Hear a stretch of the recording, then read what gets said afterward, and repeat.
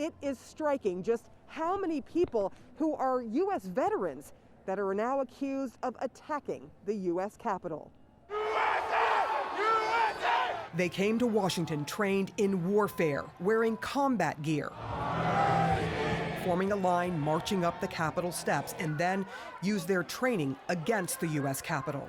These 3 Americans are some of the first to face the most severe charges in the attack on the Capitol, including conspiracy, obstruction of an official proceeding, and violent entry or disorderly conduct. All 3 are U.S. veterans. 65-year-old Thomas Edward Caldwell served in the Navy. 50-year-old Donovan Ray Crowell is a former Marine. This is Crowell inside the Capitol building on January 6th. Overran the Capitol. We're in the Capitol, bro. The person who popped up behind him is Jessica Marie Watkins. She served in the Army as Jeremy David Watkins. On January 6th, the former Army veteran riled up her troops in person and on the social media site Parler. "We stormed the Capitol today."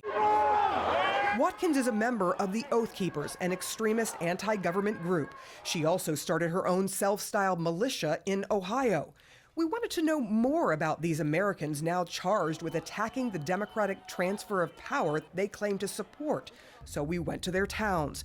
Turns out, Watkins runs a bar with her partner in the village of Woodstock, Ohio. I spoke with a neighbor who lives down the street from this bar who didn't want to be identified, but he told us that this is the watering hole for this town of about 300 people, and that when you would go in to get your beer, Watkins would often try to recruit you to her militia. He said most people didn't bite, but we know at least one person did because he was in D.C. with Watkins, and they were both arrested. That person was Donovan Crowell, who lives just down the street from Watkins' bar. I am her boyfriend. She is not a violent person. Montana Sniff and Watkins run the bar. The two live upstairs where the FBI showed up last week. The shots woke us up, and the yelling, because they were on a microphone yelling, "It is the FBI," and to come down.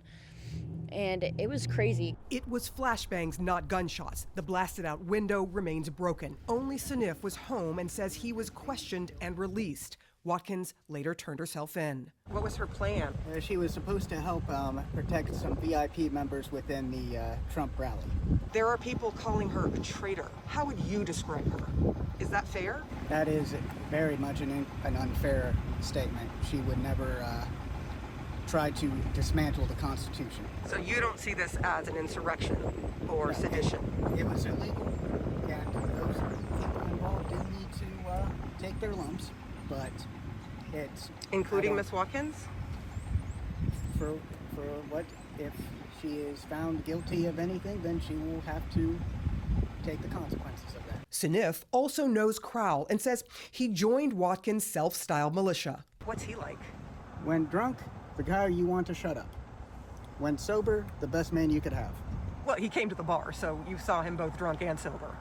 That's how I got that barometer, and the militia was a good thing to help him be like it was a reason to be sober. Crowell has been convicted in Ohio for drunk driving. His mother told CNN by phone that a couple years ago her son said they were going to take over the government if they tried to take Trump's presidency from him. Fight for Trump! His mother said she didn't think much of it until January 6th happened.